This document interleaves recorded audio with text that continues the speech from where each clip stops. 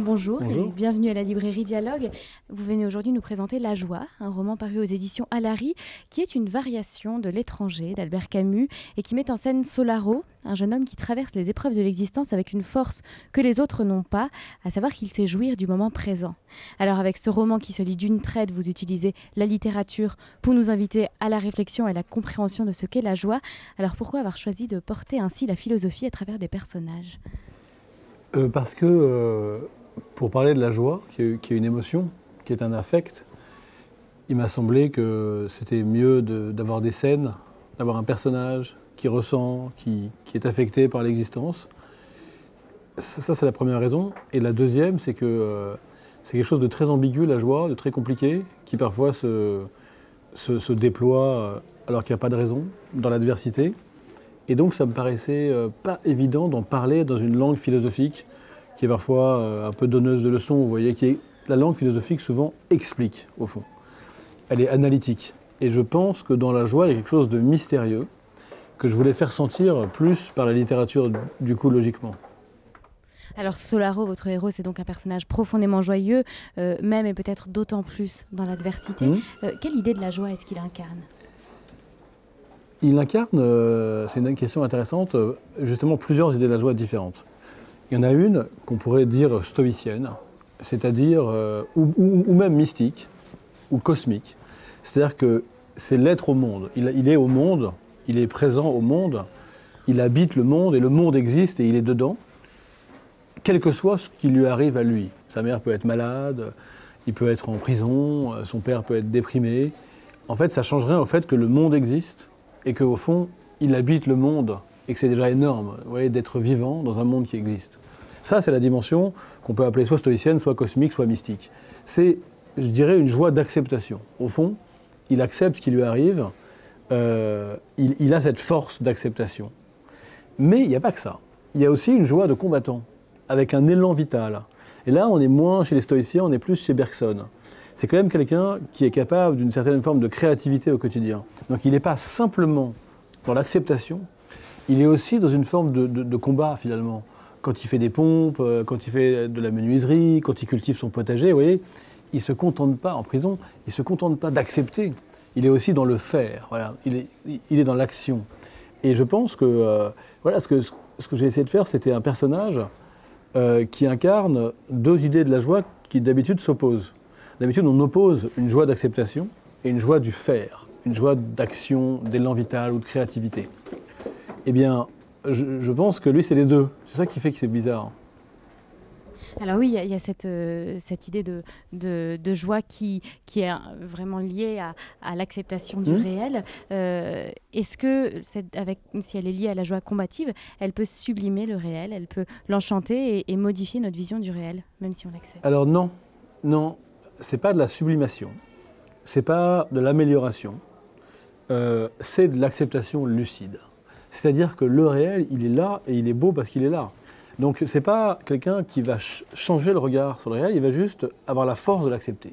Donc voilà, s'il y a un rayon de soleil, ce rayon de soleil, il n'y a pas à le sublimer, il est là, il faut l'accueillir. Vous voyez, quand on fait des pompes et qu'on aime son corps et qu'on fait l'amour et qu'on aime être avec quelqu'un, il n'y a rien à améliorer, il n'y a rien à arranger, vous voyez, il n'y a rien à sublimer, comme vous l'avez dit, il y a plutôt à savoir prendre ce qui est là, vous voyez, c'est-à-dire toucher le réel et lui dire oui comme il est. Justement, c'est vraiment lui dire oui comme il est.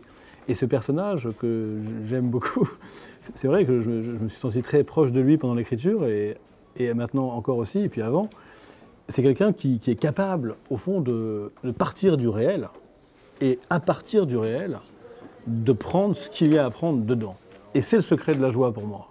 Souvent, la tristesse, c'est quand on cherche quelque chose qui n'est pas dans le réel, un idéal, un irréel, et au regard de ça, on va être tenté, en fait, de dévaloriser sa réalité. Et bien lui, Solaro, il n'est jamais comme ça. Il n'est jamais en train de dire « oui, mais ce serait tellement mieux si je n'avais pas tué cette personne. Ce serait tellement mieux si ma mère avait vécu plus longtemps. Ce serait tellement mieux si j'avais gagné plus d'argent. » Il n'est pas comme ça. Vous voyez, il n'est pas en train de comparer son réel avec ce que le réel pourrait être. Il sait aimer dans le réel ce qu'il y a à prendre. Et puis avec ce roman, vous nous amenez aussi à nous interroger sur la possibilité de la joie dans la société. Solaro va donc tuer quelqu'un et être jugé. Tuer quelqu'un par accident. Par accident, Ouais. voilà. Mais dans le jugement, on le juge plus pour son acceptation du réel, sa joie profonde, Bien sûr. que pour le crime en lui-même. Ouais. Alors, est-ce que la joie et la société sont incompatibles ? Alors, vous remarquez l'analogie avec Camus. Hein. Dans L'étranger, Meursault n'est pas vraiment condamné à mort pour avoir tué l'Arabe, mais pour ne s'être pas comporté comme la société voudrait qu'il se comporte à l'enterrement de sa mère. Donc, dans mon roman, c'est pareil par analogie, c'est la même structure. Solaro, il n'est pas condamné comme il est condamné pour son crime, mais parce qu'il manifeste une forme de joie que la société ne supporte pas. Alors, quelle société ? Ce n'est pas toutes les sociétés, justement. C'est la nôtre, la société de la plainte, du gémissement. Cet Occident malade qui veut qu'on n'arrête pas de dire que la vie est dure, que c'est horrible, que ça aurait pu être mieux. Et dans cette société-là, quelqu'un qui a la force de joie comme Solaro, il est mal vu. Et je pense qu'on l'a tous vécu, vous l'avez déjà vécu. Quand vous avez des gens qui se plaignent parce que leur vie est dure, ce qu'ils attendent de vous, c'est que vous les accompagniez dans la plainte, que vous vous fassiez les complices de leur gémissement. Et si vous continuez à avoir la joie solaire en vous, c'est une agression. C'est une agression et puis surtout ça crée de la jalousie. C'est pas que votre vie est meilleure, c'est que vous avez plus de force pour l'accepter.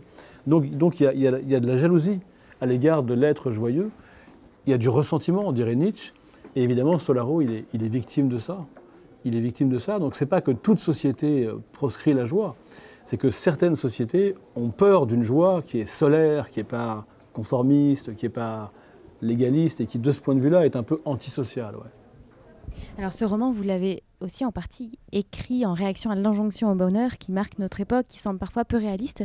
Est-ce qu'une société joyeuse l'est plus ? Ça, c'est une très bonne question. Non, vous avez raison.